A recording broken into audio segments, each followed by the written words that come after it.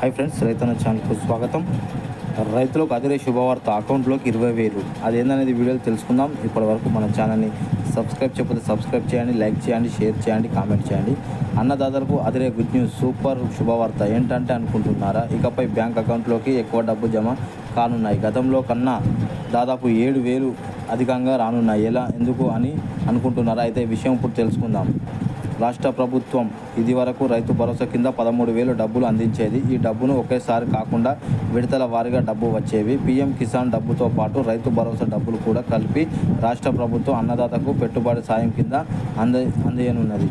అయితే ఇప్పుడు రాష్ట్రంలోనే కొత్త ప్రభుత్వం ఏర్పాటు కాబోతుంది. టీడీపీ కూటమితో భారీ మెజార్టీతో గెలుపొందిన అందువల్ల ఇకపై టీడీపీ రైతులకు అధికార ప్రయోజనం కల్పించేందుకు టీడీపీ, జనసేన, బీజేపీతో కూటమి ఎన్నికల ప్రచారంలో భాగంగా రైతులకు పెట్టుబడి సాయాన్ని అందించనున్నదని తెలవడం జరిగింది. రైతు ఏటా 20,000 అందిస్తామని కూటమి హామీ ఇచ్చింది. ఈ క్రమంలో టీడీపీ కూటమి అధికారంలోకి వచ్చిన నేపథ్యంలో ఇప్పుడు రైతులకు పెట్టుబడి సాయం ఇప్పుడు లభిస్తుందనే అంశంపై చర్చకు జరుగుతున్నాయి.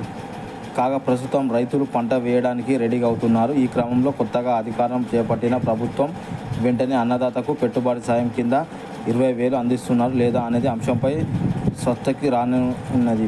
చంద్రబాబు నాయుడు సీఎంగా పదవి బాధ్యతలు చేపట్టిన తర్వాత 100 రోజుల్లోనే చెప్పిన సూపర్ 6 హామీలు అమలు చేస్తారా లేదా అనే అంశాన్ని కూడా ఉంది. ఎందుకంటే తెలంగాణ కాంగ్రెస్ ప్రభుత్వం ఇలేలా చేసింది. తెలంగాణ హామీ చేసే ఏపీలో కూడా కూటమి హామీ ప్రకటించిన వాదన వినిపిస్తుంది.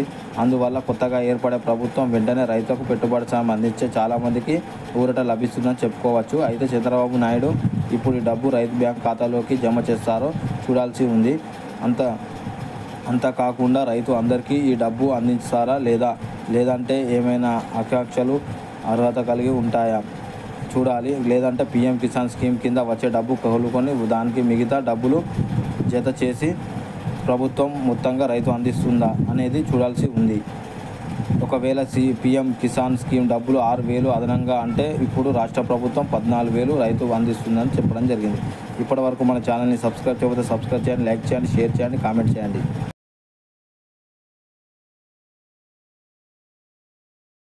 జై జవాన్, జై కిసాన్, జై భారత్.